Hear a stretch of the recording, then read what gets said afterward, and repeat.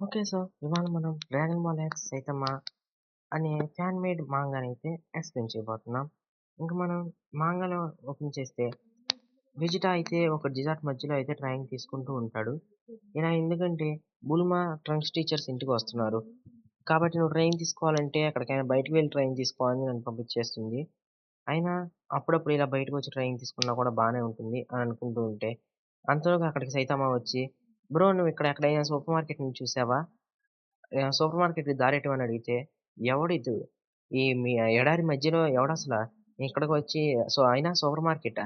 అదేంటి? నాకు దాని గురించి అసలేమి తెలీదు" అని అనుకుంటూ మన సైతామ నుంచి వచ్చే ఫైటింగ్ ఎనర్జీని అయితే సెన్స్ చేస్తాడు. అసలు వీడెవడు? వీడి లోపల నుంచి ఇంత ఎనర్జీ ఎలా వస్తుంది? అని అయితే ఆలోచిస్తూ, "నువ్వేమి ఇప్పుడు కంగారులో లేవు కదా! దా నాతో ఒకసారి ఫైట్ చెయి" అంటే, "ఏంటి? అయినా నువ్వు ఇప్పుడు చూస్తుంటే వీకెండ్స్‌లో ఇలా బయటకొచ్చి తిరుగుతూ ట్రైనింగ్ చేస్తున్నావు" అని అంటూ ఉంటే, "మాటలాపు నేనొస్తున్నా" అనైతే మన సైతమ అయితే పని చేయడానికైతే వస్తాడు. వై సో సీరియస్ అనైతే మన సైతమ అయితే కిందకొంగి డాడ్జ్ చేస్తాడనమాట ఆ పంచ్‌ని. అలానే కిక్ చేస్తాడు. ఆ కిక్‌ని కూడా అయితే డాడ్జ్ చేస్తాడు. తర్వాత పంచెస్ చేస్తూ ఉంటే సైతమ అయితే వెజిటా చేతిని పట్టుకొని కాలుతో అయితే కిక్ చేస్తాడు. ఇంకో పంచ్ చేయడానికి చూసే లోపులో వెజిటా అయితే అక్కడి నుంచి పారిపోతాడు.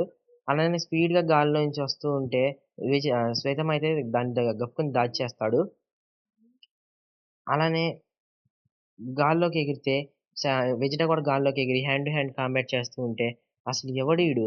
భూమి మీద ఇలాంటి స్ట్రాంగ్ అయినోళ్ళు కూడా ఉంటారా? అంటే, అలానే మన సైతమ్మ కూడా అవును. ఏంటి అసలు ఈడింత స్ట్రాంగ్‌గా ఉన్నాడు అని అనుకుంటూ వీళ్ళైతే కొట్టుకుంటూ ఉంటే లేజర్ బీమ్స్‌తో అయితే అటాక్ చేస్తూ ఉంటాడు వెజిటా. దీని నుంచి తప్పించుకో అంటే మన వన్ పంచ్ మ్యాన్ అయితే వాటినైతే డాడ్జ్ చేస్తే వెనకాల చూస్తే మొత్తం డిస్ట్రాక్షన్ ఉంటే ఇది చాలా బావుంది ఫైట్ అని అయితే వీళ్ళంటే, అయితే దీన్ని చూడు అని కామెహామెహా అనైతే వాడతాడు. లేజర్ బీమ్‌నైతే వాడతాడు.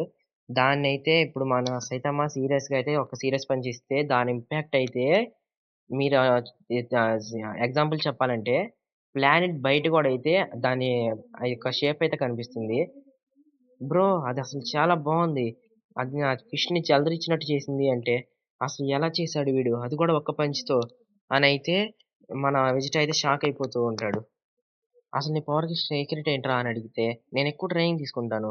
కానీ ఆ ట్రైనింగ్ చెప్తే ఎవరు నమ్మరు అనంటే, ఏంటి నీ ట్రైనింగ్ అంటే 100 సిటప్స్, 100 పుషప్స్, 100 స్క్వాట్స్ అంటే, ఇలా చేస్తే ఎవడైనా అసలు స్ట్రాంగ్ అవుతాడా అంటే, నేను ఇలా చెప్పినా ఎవరు నమ్మరు అనైతే అంటూ ఉంటాడు.